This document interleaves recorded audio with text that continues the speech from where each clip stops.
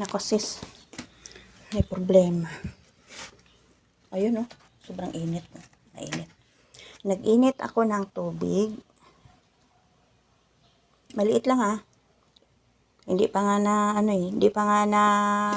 hindi pa nga nainit yung kasirola ko Ayun.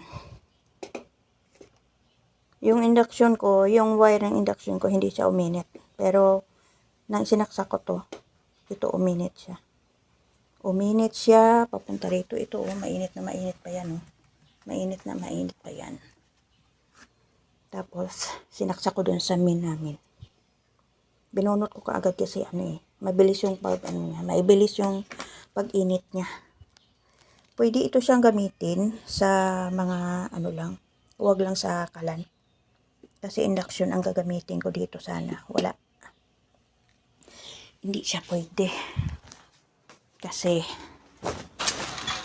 dito sana gagamitin ko dito. Yan. Ayan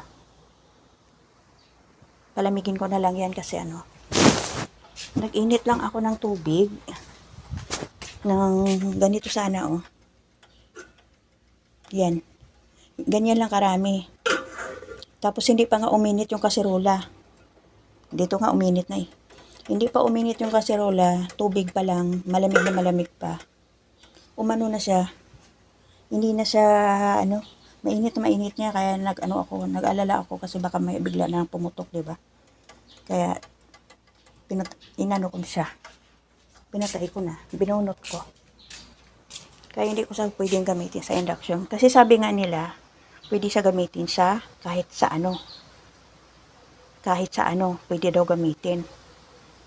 Wala. Hindi ko magamit dito sa kalan ko. Hindi ko alam kung anong kalan ang pwede siya. Kasi okay siya sana. Ito, hindi ito uminit. Hindi ito uminit yung aking ito. Hindi siya uminit. Yung uminit, yung binili ko. Ibig sabihin, hindi din ba siya standard?